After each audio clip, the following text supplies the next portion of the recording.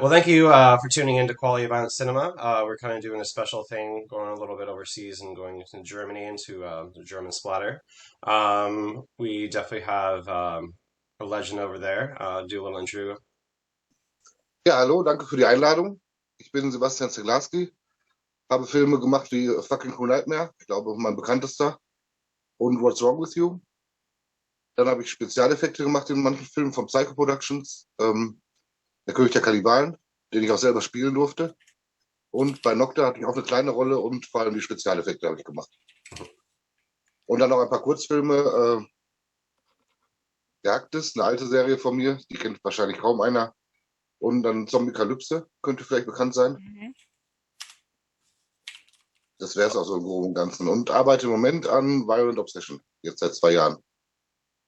Okay, so what he said basically is that he worked on multiple of his own movies, fuck, wait, let me get up the list again. He directed Das Geheimnis der Teufelspilze, What's Wrong with You, Zombiecalypse, which is a short of his, and Fucking Cruel Nightmare, which is the most, like his most well-known one probably. And he also did like special effects for the psycho production stuff from NRW. And yeah, he also played the role in wo hattest du den Hauptcharakter gespielt? König der Kannibalen, war das richtig? Ja, da war ich der König Ja. bei Alan Wake Mhm. und In Nocta noch die kleine Rolle, ne? genau, ja. He played a small role in Nocta and also played the main role in König der Kannibalen. Mhm. Yeah. Yeah, I have to say, I got to, besides the shorts, I've basically seen everything, and it's awesome. Like everything is such good quality for the budget that you have, and the effects are awesome every time. Was er gerade gesagt hat, ist einfach nur, dass er ein großer Fan seiner Arbeit ist, dass es wirklich sehr hohe Qualität bis jetzt alles hatte. Er hat so ziemlich alles gesehen, außer die Shorts. Aber Zombie-Apokalypse ausgeschlossen. Und ja, einfach nur, dass es ihm bis jetzt sehr gut gefallen hat. Oh, vielen Dank. Mhm. Ich selbst bin da kritischer, ich weiß es nicht. Es ist, also vor allen Dingen, wenn ich heutzutage Fucking Cool Nightmare gucke, das ist schon manchmal, dass ich denke, oh Mann, da hätte ich, für ein paar Euro mehr hätte ich da doch mehr rausholen können. Aber gut, das war halt seinerzeit alles schon ganz cool, so wie es war. So what he said is basically that he has a more critical approach to his own movies, and he honestly like going back to Fucking Cruel Nightmare. He like would see like some things he would do differently with a higher budget, more or less. Would he ever want to redo the film? Hättest du Interesse, den Film nochmal neu zu machen? Ja, habe ich tatsächlich oft drüber nachgedacht, aber ich hätte dann noch so hohe Ansprüche auch ans Budget, dass ich wirklich viel machen möchte, was ich nicht bezahlen kann im Moment und keine Ahnung. Ich hoffe immer noch, dass eines Tages vielleicht da irgendwie mal das Geld dafür da ist. So what he said is basically that he definitely has thought about it, but his like what he wants out of it is probably like unobtainable with the budget he had right now, and he just doesn't have the money to produce what he exactly wants. But he's definitely hopeful that at one point he would have the funds for that kind of like remake, I want to almost say. Yeah, so it's a pipe dream for now. That's cool. So how long has the Violent Arts label been around? Er hat sich gerade gefragt, wie lange es das Violent Art Label schon gibt. Ich glaube ungefähr seit 2016. Das hatte ich eigentlich nur ins Leben gebracht, weil ich Fotos gemacht habe, blutige Fotos. Da habe ich irgendwie so Spaß dran bekommen, weil ich für Nocta habe ich immer die Effekte, die ich gemacht habe, habe ich so ein bisschen Fotos von gemacht, die in Szene gesetzt. Dann den Tripler Chris und Master W geschickt und gefragt, ob das so okay ist. Und dann hatte ich zusammen mit einer Ex-Freundin irgendwie dann immer mehr experimentiert, bis wir irgendwie dachten, ey, lass uns mal öfter Fotos machen. Und dann war das erst nur so eine Fotogeschichte. Und dann war das Label oder das Logo halt einmal da und dann habe ich das für den nächsten Film genommen oder auch bei Nocta war es schon im Vorspann, weil ich den Namen Morgau Filmworks nicht mehr verwenden wollte, weil die Leute von damals, das war ja irgendwie schon so eine Gruppe und die gab es einfach nicht mehr. Hatte keiner mehr Interesse, da war ich irgendwie der Einzige von der übrig blieb und habe dann einfach Violent Art übernommen. Okay. So what he basically said is that it started out as like a thing where he took photos of his like special effects, starting with Nocta. He would often send them to like Master W or Master V. It sounds a bit better. And like take it for approval, and that kind of like spiraled out into like actually wanting to direct movies, like going from taking mostly pictures to wanting to direct actually with like some of his friends. Was war der Name von dem Label, wie es vorher hieß? Morgau Filmworks. Okay, before that, the label was named Morgau Filmworks, and most of these people like kind of dissolved out of that group until only he was left. So he just took the name Violent Art and like more or less ran with that. Okay. Das war so ein bisschen, wenn ich noch dazu sagen darf, da war so ein bisschen die Zeit irgendwie von dem Morgau und ich wollte auch so ein bisschen, wie soll ich das sagen, ernstere Filme machen oder keine Ahnung, irgendwann sollte das in eine andere Richtung gehen. Und dann habe ich gesagt, passt das ganz gut, wenn man irgendwie Neuanfang macht. Ja, irgendwie so. Okay, he basically said that Morgau's time more or less was over, and he wanted to move in a more serious direction with his own movies and like the general way he approached art. And yeah, more or less that like he used that label as a new start for himself, like artistically. That makes sense. Is Black Label and Psycho your main way of selling your films? Ist Black Lava und Psycho Productions mehr oder weniger der Hauptweg für dich, deine Filme zu verkaufen? Nein, das ist ja, also meine eigenen Filme, die ich selber drehe, das wäre jetzt wie bei Fucking Cool Nightmare und What's Wrong With You, sind das eigentlich nur die beiden. Die habe ich ja komplett alleine gemacht. Da habt ihr auch Psycho Productions nicht viel mit zu tun. Werner tritt gerne mal bei mir auf oder hilft mir auch mal, also Master W. So.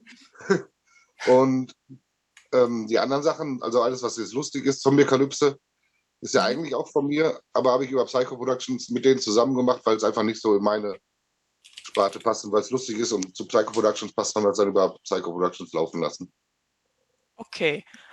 So what he said that is that more or less Fucking Cruel Nightmare and What's Wrong With You were ran over Black Lava, and Zombie-Apocalypse, like he used Psycho Productions as a like label because it like fit more to their style, because it was funnier, it had a more comedic approach to the whole thing, and that's why he used most of them. I think what he also said is that die Shorts were more or less distributed by himself.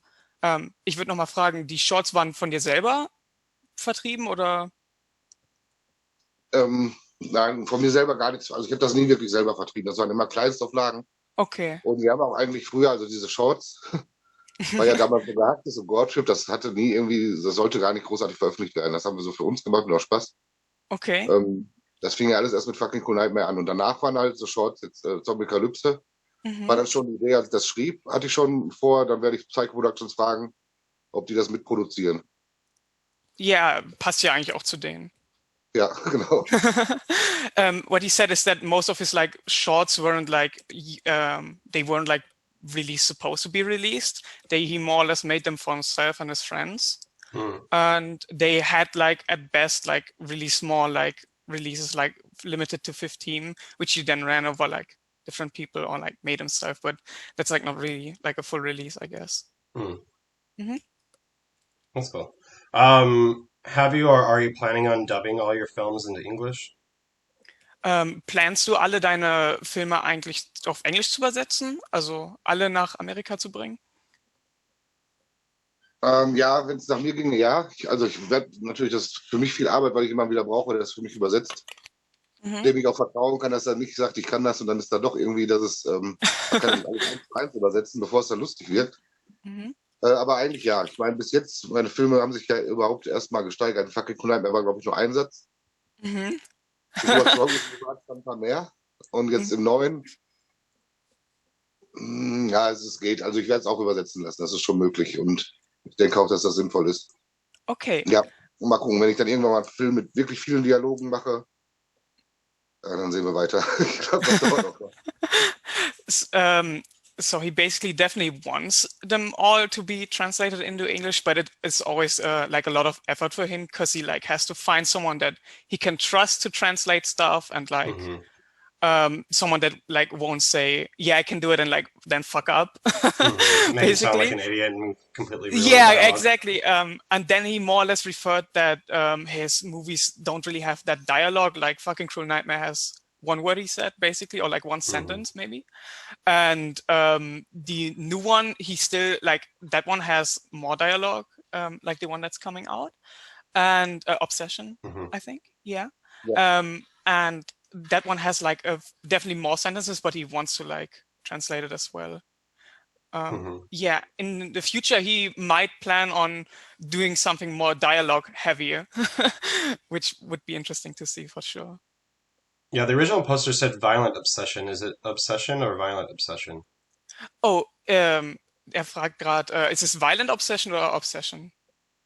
Violent Obsession. Violent Obsession, okay, das war ein Fehler in meinen Notizen, Entschuldigung.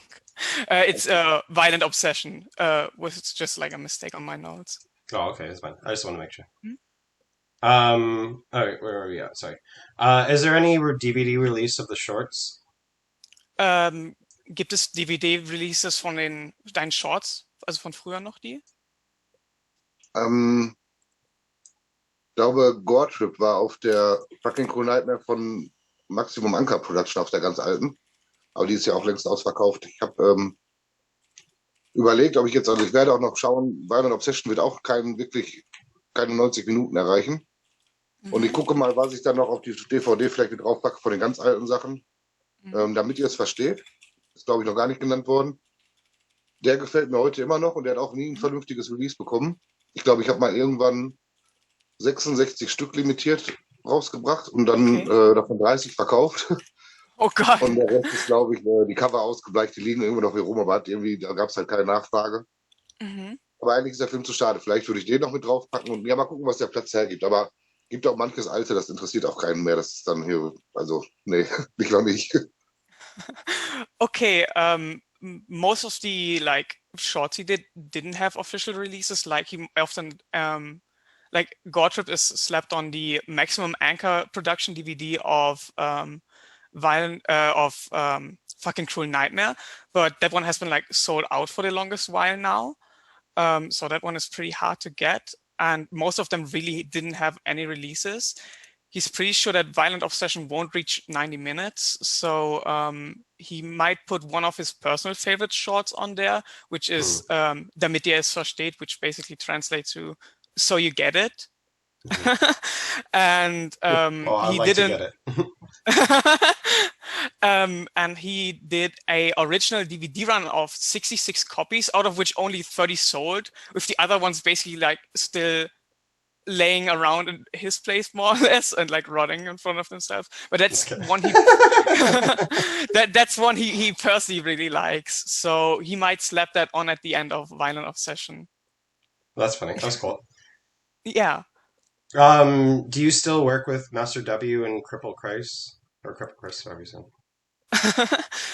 Arbeitest du noch mit Master W und Cripple Christ? Crippler Christ, yes, ja. Ja, Entschuldigung, Englisch bringt mich durcheinander. Wir haben jetzt im Februar noch für eine DVD-Compilation von Rob Coyce einen Kurzfilm gemacht. Da hatte mich der Jim Ahl überredet, wir sollten auch noch einen Beitrag machen, jetzt in letzter Minute für Zeit. Und dann habe ich gesagt, ich lasse mir was einfallen. Habe ein Drehbuch geschrieben, weiß ich nicht, 5, 6 Seiten, das sollte ja nur ein Kurzfilm werden. Ich glaube, er ist jetzt 20 Minuten geworden, so der Schnitt, den ich gesehen habe. Wolltest du das erstmal übersetzen? Ich wollte gerade noch mal fragen, das war Rob Royce?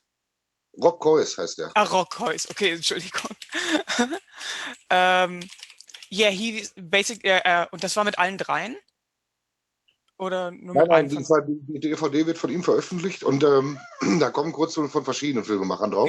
Genau, die Shorts von dir. Ich wollte nur fragen, wer bei den Shorts mitgearbeitet hat. Waren das alle beide oder nur?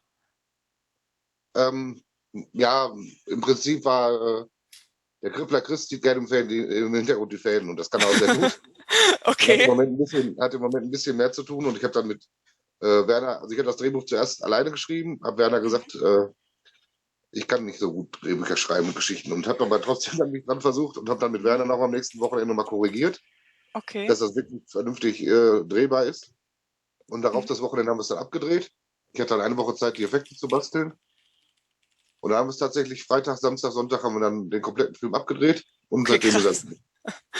So, what he says, he currently worked with all three of them on a short for a like short splatter compilation made by Rock Coys that's coming out in like soon.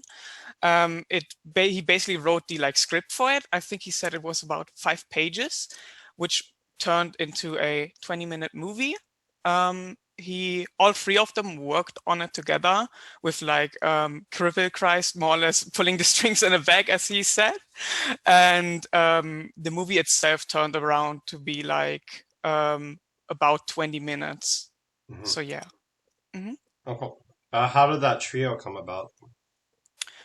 Wie habt ihr euch drei denn gefunden, so zum Filmemachen? So, das war ja, das weiß ich noch genau. Ja. Das war noch bei MySpace-Zeiten, glaube ich sogar.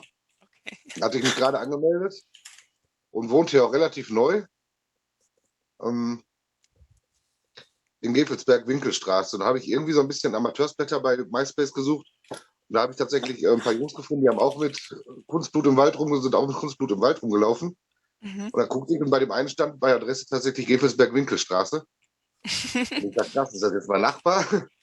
Der hat sich aber herausgestellt, der ist schon umgezogen, also war in einer anderen Stadt in der Winkelstraße und hat nur Winkelstraße geändert. Also er war nicht Ja. mehr mein Nachbar, nie. Aber da hatte ich ihn einfach mal angeschrieben und gesagt, ich habe da Trailer von euch gesehen, kann ich da irgendwas von euch oder einen Film mal gucken? Und da waren die gerade zu arbeiten an das Geheimnis der Zauberpilze. Oh, okay. 2010, glaube ich. Und dann war ich so, ganz am Ende war ich noch mal kurz dabei, aber ich habe nicht wirklich beim Film mitgewirkt. Und ja, direkt im Anschluss haben wir eigentlich, hat Werner auch, Master W auch bei mir bei Fucking Cool Nightmare mitgemacht. Okay. Und dann haben wir uns so langsam kennengelernt. Danach kam ja direkt der König der Kannibalen. Also seitdem sind wir eigentlich in einer Tour. Macht einer von beiden was. Und wir Seitdem machen zusammen was. gehört ihr so Genau. zusammen. Okay. So basically, he moved to a new place and like started looking for amateur splatter stuff on MySpace back then even, and found people that also did like shit with like effects in the woods, like the typical German splatter stuff, right? And he noticed that I think he found Master W there, and noticed that that he like originally lived close to him but moved. And that was around the time when they worked on Das Geheimnis der Zauberpilze, which is where he like towards the end of it like kind of came in, but he used that more as an opportunity to like get to know these people and like really started to be like find them as like people he can direct movies with. And after that, basically Fucking Cruel Nightmare immediately came out, and ever since then they have been like together making movies. Oh, cool. Do you do most of the special effects yourself, or do you have like a team? Machst du die meisten deiner Special Effekte selbst oder hast du da ein festes Team, was du benutzt? Nein, ich mache die selbst. Also das Basteln und Vorbereiten mache ich selbst. Und am Drehort habe ich dann schon Leute, die mal die Feuerlöscher drücken oder die Schläuche verlegen, so Kleinigkeiten. Weil alleine kann man ja manche Sachen gar nicht machen, aber das Vorbereiten und Basteln und Ausdenken mache ich schon selber. Okay. He does everything himself, basically, like preparing the effects, planning them out and everything. The only thing he gets help with is like using fire extinguisher on set, like laying certain pipes or like stuff that's used for effects, but Or second hands for pumps, I'm sure. Exactly, yeah, that's the right word. And other than that, he basically does everything himself and like, yeah, plans everything himself out as well. Okay. Have your films been in any international film festivals? Waren deine Filme schon mal auf internationalen Filmfestivals? Ich glaube, meine nicht. Vielleicht Zombie-Kalypse, da war, also wenn Holland zählt, Niederlande, war dieses Bad-Festival. Da lieber, glaube ich mal, aber ansonsten, ich weiß es nicht. Nocta kam, glaube ich, weiter rum. Ja, ich glaube, Nocta war in Japan sogar. Ja, stimmt, ja, genau. In Japan auf jeden Fall, ja. Da war aber noch irgendwo, aber da kam ich nicht hin, habe ich ja noch vergessen. Okay, das war das, wie hieß das Festival in den Niederlanden? Warte, also BUT. BOT. Okay, super. So not really international, like the biggest extent is stuff in Berlin and the Netherlands. I think Zombie Apocalypse was like shown in a festival in the Netherlands called BUT. And of course, like Nocta had a wider release with Japan. And I think, yeah, he that's like basically his most international movie, I would say. Yeah. What country outside of the US is most popular, or outside of Germany is it most popular? In welchem Land außer Deutschland sind deine Filme so am beliebtesten? Das weiß ich ehrlich gesagt wirklich nicht. Ich glaube aber auch, dass Japan halt dadurch, dass Nocta da ganz gut ankam, wenn jetzt Nocta zu meinen Filmen gezählt wird. Ich Ja. differenziere immer so ein bisschen, weil Nocta ist ja unser Film. Oder die Psycho Production nenne ich immer unsere Filme und meine Filme nenne ich halt meine Filme. Ja. Weil ich den Ruhm nicht einstreichen möchte für Nocta allein. Das ist ja nicht ganz wirklich mein Film. Nein, aber ich denke, natürlich nicht. dass Japan da schon so das Land ist, wo das heutzutage noch am meisten gefragt ist. Okay.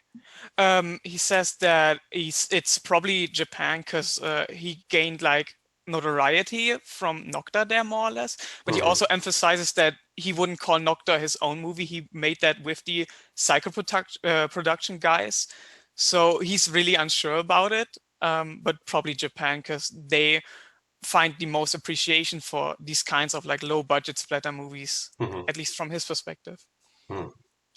Do you feel the splatter scene is oversaturated in Germany? Findest du, dass die deutsche Splatter-Szene in dem Sinne halt übersättigt ist? Also, dass es zu viel ähnlich produzierte Filme gibt, dass es zu wenig Neues gibt? Ja, die Frage, das ist eine gute Frage. Ich weiß es nicht. Ich habe auch schon überlegt, ob ich einfach nicht mehr so im Bilde bin. Ich kriege da nicht mehr viel mit, was irgendwie großartig neu rauskommt. Ja. Ich glaube einfach, der Höhepunkt ist so vorbei. Ne? Das waren irgendwie die 90er, Anfang der 2000er. Und dann ist es ja auch von vielen Leuten ruhig geworden oder haben halt dann irgendwie andere Sachen gemacht. Ich weiß nicht, woran es liegt genau, ob da einfach die Zeit gekommen ist. Das jetzt liegt ja so ein bisschen daran, glaube ich, dass viele, die früher oder was No Budget früher war, die Ansprüche sind ja viel höher. Also wenn ich heute jemanden lese, der sagt hier Amateurfilm von Linktr.ee und da meint er die neueren mit. Nee, ist ja auch nicht. Ne, man kann es nicht mehr mit Violent Shit 1 vergleichen oder so. Ja. Ja. Okay. So what he says it's hard to answer, especially because he hasn't been keeping up with it too much. He tends to say that it has fallen off and become oversaturated, especially because he sees the 90s and early 2000s as the peak of the genre, especially because like the term low budget has completely changed. He's like more or less weirded out or like feels a disconnect when he sees like Olaf Ittenbach's modern movies being called low budget, more or less, right? Like there's a disconnect between like those movies that are still being seen as low budget and you stuff can do like a lot with lower budget now. Exactly, and like stuff like back then, like the classic, like Violent Shit or like even Blutnacht, like that's like a different kind of low budget, I think. Would it be okay if I ask my question? I think that kind of ties back into. Okay, ich hatte auch noch mal eine Frage jetzt von mir aus. Welche deutschen Splatter-Directors findest du denn so als essentiell für das Genre? Und hast du irgendwelche, die dich persönlich inspiriert haben? Ja, klar. Ich glaube, da sind wir uns alle einer Meinung, dass Ittenbach halt immer noch der Gott ist, ne? Und auch war, der von Anfang an, glaube ich, das Auto schon nach oben gebracht und überhaupt auch gerade deutschen Goa so bekannt gemacht. Ja, wie ich gerade schon in der Antwort irgendwie erkennen ließ, so bei mir sind das schon fast zwei verschiedene Genres. Also ich mag auch die neuen und guten Sachen, gar keine Frage. Aber ich weiß nicht, ich habe gerade darüber nachgedacht, weil ob ich jetzt bei La Petite Mort ist zum Beispiel ein gutes Beispiel. Da würde ich den ersten noch so eben in den Amateurbereich zählen, so eventuell, obwohl die Effekte schon so gut sind. Und der zweite ist für mich schon, es sind ja keine Amateure mehr gewesen. Der wusste Marcel schon genau, was er macht. Welcher Film war das? La Petite Mort von Marcel Walz. Oh, okay, super, yeah. Can you say the question in English first? Yeah, I'm sorry. I got kind of like thrown off by that. What I asked, I wanted to repeat it after he was done. what I ask him is basically what German splatter directors he sees as essential, which are his favorites, and if he had any that inspired him personally. Sorry, Sebastian, you want to continue your thing? Ja, ja, gerne.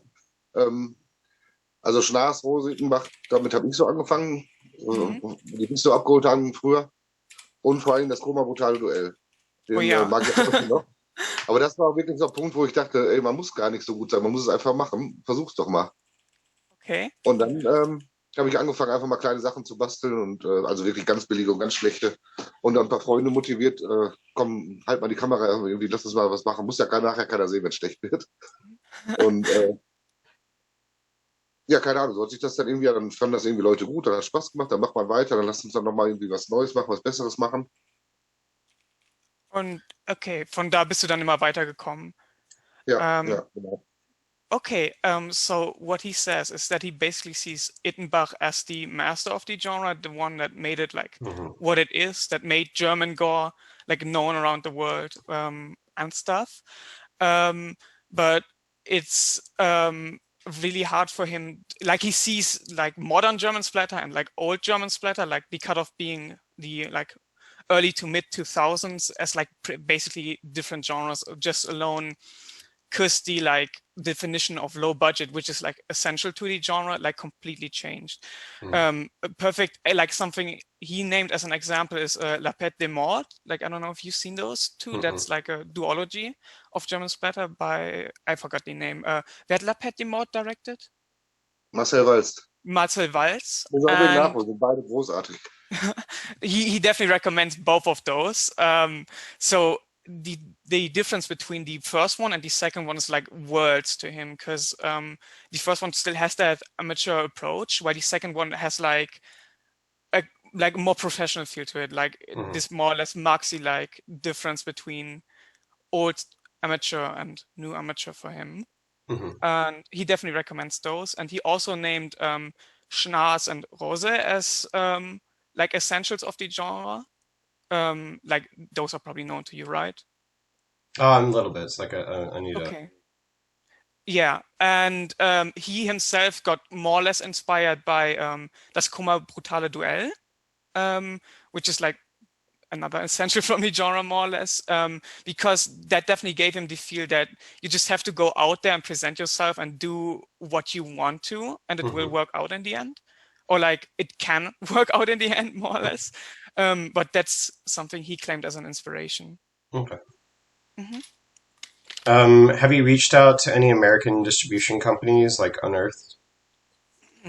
Hast du dich schon mal mit amerikanischen Labels beschäftigt, die deine Filme releasen könnten, zum Beispiel Unearthed Films? Ja, tatsächlich genau den. Okay. Ich hatte mit Steven Byron mal geschrieben, aber das war schleppend, also auch weil ich jedes Mal übersetzen lassen musste und hat irgendwie lange gedauert und dann hat sich das auch irgendwann im Sande verlaufen und dann hatte ich aber mit Black Lava gesprochen.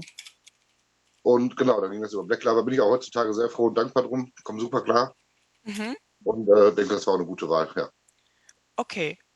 He actually has exactly reached out to Byro for Fucking Cruel Nightmare, like to Unearthed Films itself. But it was like the communication was hard because he always had to translate and shit, and it more or less like was lost to time. So then he went to Black Lava, which he to this day is really happy about because yeah, they basically treated him well and he's just happy with the work they did for him. All right, cool. So what is the biggest challenge you've had with making films? Was ist so die größte Schwierigkeit, die du mit Filmemachen selbst hattest? Das variiert. Meistens das Schwierigste ist das Geld, glaube ich. Geht wahrscheinlich ebenso. Also die Idee, die ich am Anfang hatte, die ist erstmal sehr, sehr, sehr groß. Und dann musste ein bisschen der Realität und dem Budget angepasst werden. Und dann wird es natürlich wieder Rückschritt, also ich muss Kompromisse machen. Und das nächste ist dann halt wirklich, dass man eine Crew hat, die man nicht bezahlt und die trotzdem zuverlässig ist. Ja. Okay. Okay, so what he said is that the number one issue for him personally is the money and budget itself. Hmm. So often his ideas start out as like way too grand, something like pretty much unachievable with the budget he has, and then he has to like tone it down way, way much, Hmm. or like a lot. And a second one is basically finding a crew that you don't have to pay, he says. But that you can still rely on, like having good friends in that sense, or like people you can like actually Well, count on. just know that this, may not make money. It's more for the art. Yeah. Yeah, er hat einfach gerade gefragt, ob du es eher so für die Kunst ist, also für dich selber, für die Kunst machst oder ob du, anstatt halt das für irgendwas Monetäres zu nutzen. Monetäres? Also du machst es ja nicht des Geldes wegen, sondern eher einfach für die Nein, Kunst und den nee, Spaß dran nee. sowieso, ne? Nee, geht natürlich, es ist doch Hobby und bleibt so. Ich denke, es wird auch immer Hobby bleiben. Mhm. Schön ist halt, wenn man das, was man reinsteckt, wieder rauskriegt und vielleicht sogar ein bisschen was für den nächsten Filmgewinn macht. Aber eigentlich ist Mhm. das nicht das Ziel. Also Ja, es geht einfach darum, dass man es macht. Genau. okay, it's definitely a hobby for him, mostly like focusing on the fun he's having. Like the best case is that he like either breaks even or even has like some more money for the next movie he's going to make. It's Hmm. definitely like a hobby he's making for fun, and he hopes that it stays that way. Okay, that's cool because Mhm. yeah, it keeps the art alive. Yeah. Do you have a difficult time acting and directing in your films? Um, do you mean that like simultaneously or? Yeah, like the films that he's done, the acting and directing, like it. Okay. Ja. Hast du Probleme oder hast du Schwierigkeiten damit, manchmal gleichzeitig der Regisseur zu sein und als Schauspieler zu agieren? Mm, ja, aber nicht nur das. Ich habe auch bei Fucking Cool Nightmare gab es Aufnahmen, da habe ich dann auch die Kamera, also ich habe wirklich dann alles gemacht, um einfach schneller voranzukommen. Also es ist manchmal schon ätzend. Ich habe auch jetzt in What's Wrong with You, wollte ich die Hauptrolle spielen, weil ich dachte, ich habe am meisten Zeit, ich bin immer da, ich bin sowieso immer da, also spiele ich die Hauptrolle, weil dann habe ich das Mhm. schon mal das Problem gelöst, dass der Hauptdarsteller auch immer da ist und dann die meiste Zeit hat. Mhm. Dann gefiel mir das aber nicht, dass ich die Kontrolle so über die Kamera abgeben muss und mich auch selber nicht sehe beim Spielen, ob das jetzt mir reicht oder nicht. Ja, Dadurch habe ich jetzt wieder bei Violent Obsession den Jim Ahl ausgewählt und gefragt und er hat Gott sei Dank zugesagt und die Rolle ja. wieder gespielt. Und da habe ich dann wieder gemerkt, dass es dann doch zeitlich einfacher wäre, weil ich manche Sachen auch ganz alleine drehen könnte, wo man jetzt nicht unbedingt viele Leute braucht. Mhm. Ja, es hat alles Vor- und Nachteile. Also es ist schon manchmal natürlich, es ist schwerer. Okay, give me 1 second. Okay. So, he says yes, it's really hard because especially in fucking Cruel Nightmare, there are scenes where he basically did everything, like direct, act, do the camera and everything, which is like, of course, really hard to do and like control in that sense. Mhm. And then on What's Wrong with You, he experimented with like playing the main role himself. But then he noticed that he like didn't like that he lost the control over the camera itself because he like couldn't reflect as well on his acting, which made it like hard for him to act because it like made him down himself at points. Mhm. Because it was like that he like couldn't see himself, of course. So that led to him to choosing Jim Ahl for the main role in Violent Obsession this time, so that he like could find a balance between or strike a balance between all of these things. Mhm. Makes Mhm. sense. Actually, that's good because I was going to answer some questions. I was going to ask about his acting in with Obsession, so that answers that question. It's okay. Okay. It seems that you use both practical and CGI gore. What are your thoughts on both? Du benutzt ja praktische und CGI-Gore oder Effekte. Wie stehst du zu den beiden und was sind deine Gedanken zu dem? Ja, hatte ich richtig verstanden. Oh, okay. Ich weiß nicht, welche CGI-Effekte. He asks which CGI effects? Maybe they aren't. Maybe there's just some like blood spraying and splatter that you could. It's more of the blood splatter, like not necessarily the gore itself, but like the little added blood splatter. Er meint so diese kleinen Blutsplatter-Effekte, die halt so von der Seite mal reinkommen. Ich denke halt gerade bei Zombie-Apokalypse, wenn er da so um sich ballert, ne? Oder war das? Maybe there's not, and I just was thought I saw some, but maybe I didn't. Well, Ich good bin mir job. gerade gar nicht. Er sagt, dass er sich vielleicht auch einfach vertut. Ich glaube, dass also die Mündungsfeuer, das ist so das Einzige, was ich jetzt wüsste, was wir als CGI nehmen. Mhm. Und bei dem Kurzfilm vom Der letzte Kannibale, Mhm. das war so ein Vorfilm vom König, Ja, da war, glaube ich, ein Headshot und einmal kurze mit CGI ganz schlecht gemacht. okay. Aber ansonsten, also in meinem Film, wie gesagt, wüsste ich jetzt nicht, dass wir, also Okay, außer Mündungsfeuer eigentlich nicht. du stehst da komplett auf der praktischen Seite, sagst du. Ja, also ich Okay. gucke in Filmen, wenn es jetzt wirklich, wenn es gut gemacht ist und nicht großartig so auffällt, oder wenn es halt auffällt und total übertrieben und lustig ist. Ja, ich denke da an die Szene bei Zombie Apocalypse, wo er die Granate schmeißt und so was. Ja, das war wirklich ein riesen Eimer Blut, den ich in den Gegend geschüttet habe. Nee, ich meine, wie er die Granate schmeißt und das so ausgeschnitten Ach ist, weil so, ja, ja. das fand ich zum Beispiel Ja, lustig. ach ja, mit dem, ja, der sagt, gib mir Genau. mal gerne, er hat die Granate extra langsam geworfen, damit man nicht so fliegen muss. Genau. So, what he says is that he's basically done nothing digitally. I'm sorry, I lost the word. Like he only uses practical Practical effects. effects, yeah. Yeah, I'm sorry. The only thing he can like think of is like muzzle flashes he used, and on Der letzte Kannibale, which is like a short he did before Der König der Kannibalen, where he did like a digital headshot effect. But outside of that, everything in his own movies are like And the Vomit. huh? Und das Kotzen einmal in Der letzte Kannibale. And the puking and in Der letzte Kannibale is also like done digitally. Yeah, okay. But outside of that, he like his own movies are all done practically, and he like sees him firmly on the side of practical effects, which he also prefers. Yeah, no, that's cool. I prefer seeing that too. So, Mhm. what is the story behind fucking Cruel Nightmare? Was bedeutet die Story in Fucking Cruel Nightmare? Nichts. Wir hatten tatsächlich am Anfang so ein bisschen, haben wir dann gesagt, das könnte auch das und das bedeuten. Und vielleicht wird der Träumer bestraft, weil er ein schlechter Mensch ist und muss da irgendwie in diesen Albträumen halt leben. Und genau, wird da eben von diesem Maskenmann so ein bisschen dafür bestraft. Aber im Grunde genommen, um Ja. ehrlich zu sein, haben wir einfach nur versucht, so viel wie möglich Gore aneinander zu kriegen. Und weil wir auch, oder ich wollte nicht, dass die Leute reden, weil ich finde, wenn man nicht wirklich schauspielern kann, dann wird es immer unfreiwillig komisch. Mhm. Wir haben eigentlich, ich hatte eigentlich gehofft, dass wenn keiner spricht, dann wird es nicht albern. Ich glaube also auch, wenn ich den Film heute sehe, muss ich auch manchmal schmunzeln.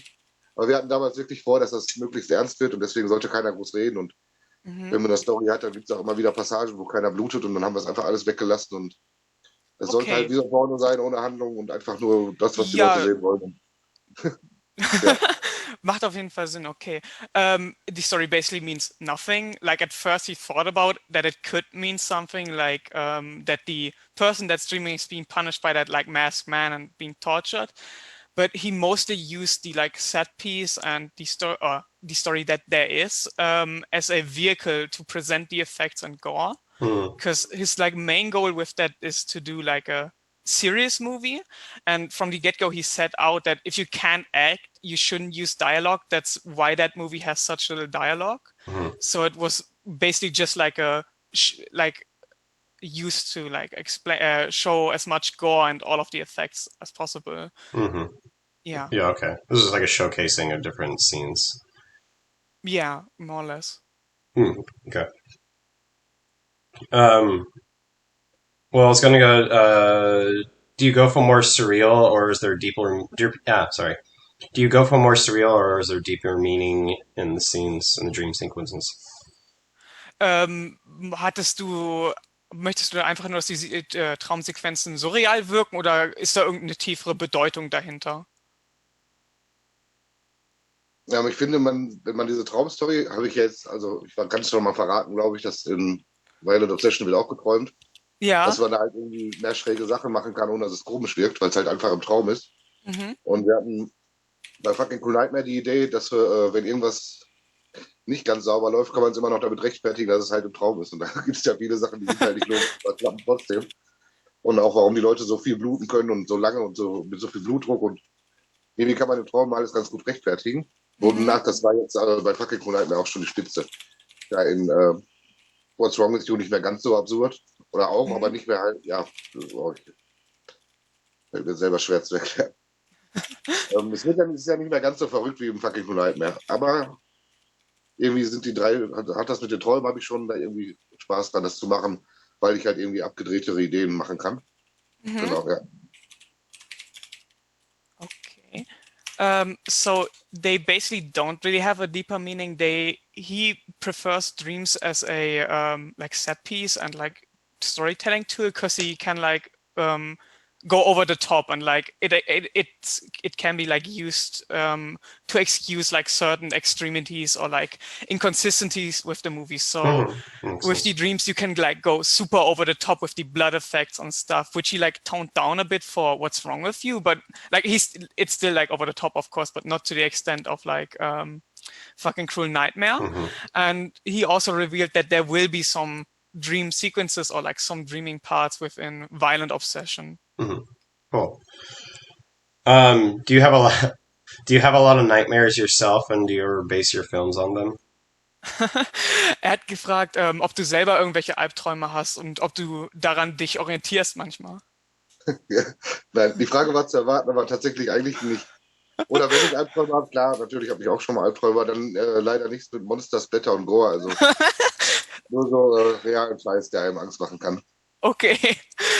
So basically, he doesn't have a lot of nightmares, and if he does, it's not really like splatter stuff, sadly. It's real shit that actually scares people.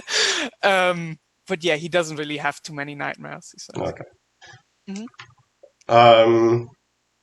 Is your I think we already asked that. No, we didn't.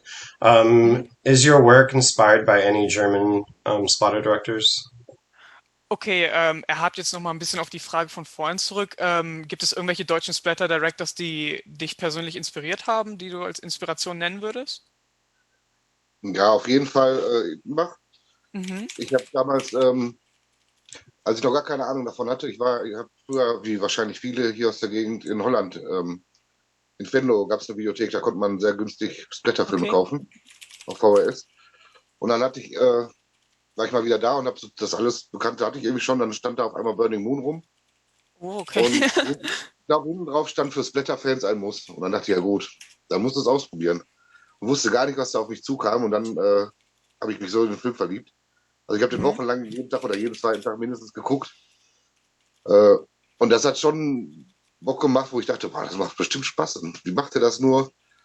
Dann, jetzt kein deutsches Beispiel, aber Redneck Zombies in der Red Edition.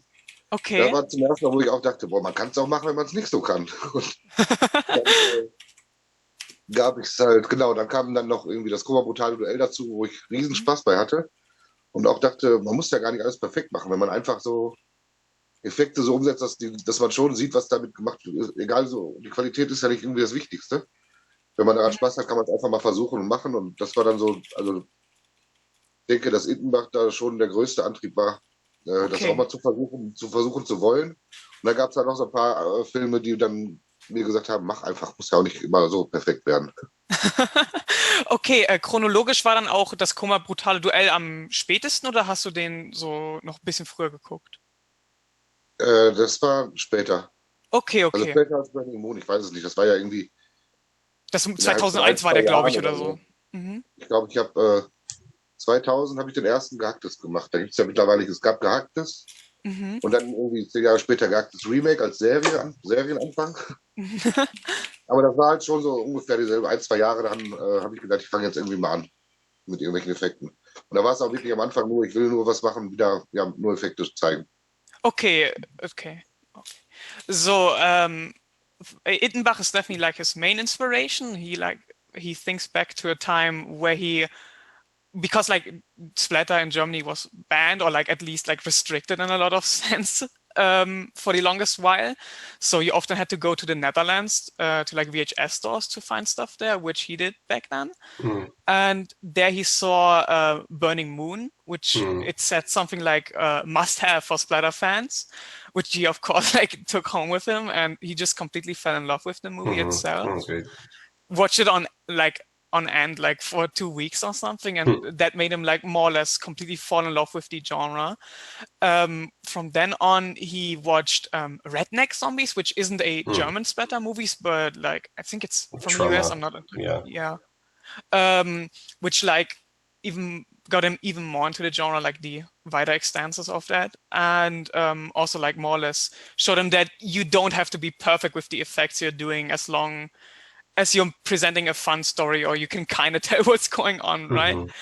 And then the final puzzle piece to that is das Kuma Brutale Duell by Fippa, which more or less like intensified that thought of like, as long as the movie is fun, the effects don't have to be like fucking amazing. Hmm.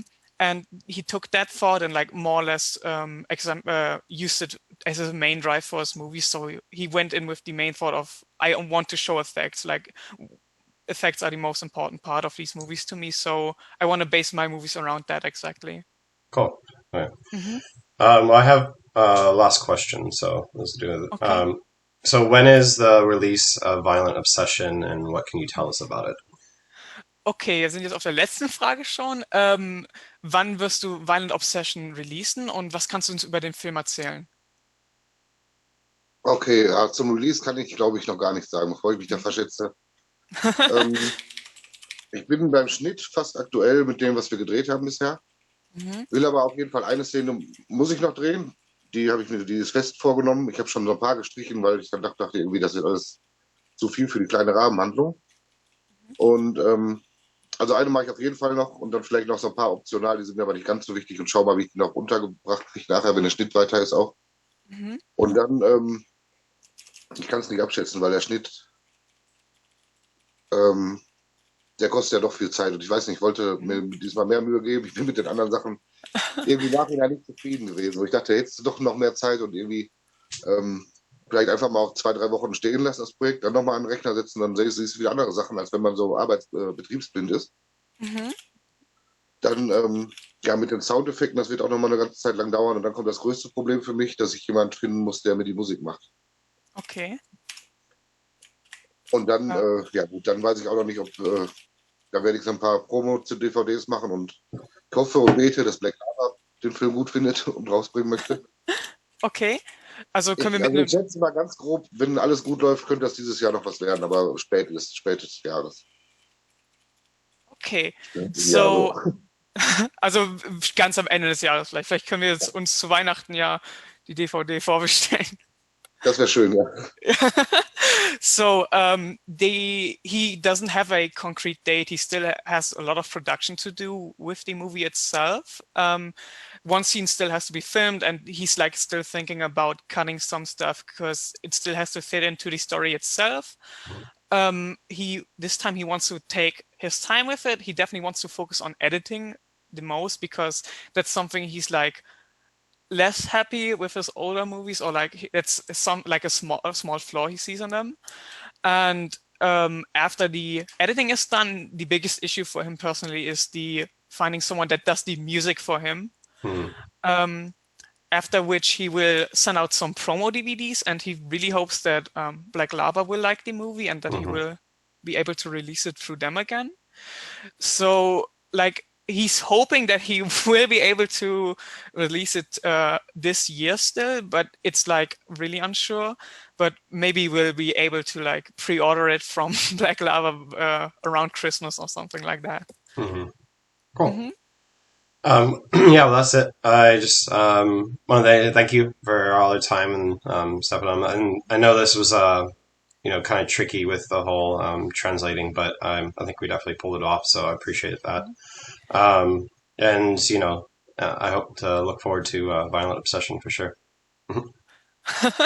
Okay, er bedankt sich vielmals für das Interview, für deine Zeit.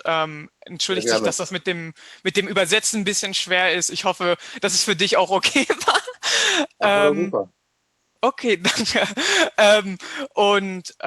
Er freut sich sehr auf Violent Obsession und bedankt sich einfach für die Zeit und ist auf jeden Fall sehr gespannt auf was. Ich freue mich auch, möchte mich auch bedanken, auch bei dir. Mhm. Und die letzte Frage wäre eine Doppelfrage, da bin ich gar nicht auf die andere Antwort eingegangen. Das wollte ich noch mal Okay. kurz mit einem Satz sagen. Es wird sehr brutal. Also Violent Obsession wird sehr brutal. Okay. Weil es Würdest du, es gab viele Stimmen, die sagten, What's Wrong With You war irgendwie zu soft. Und da habe ich gedacht, okay, das kann ich auch anders.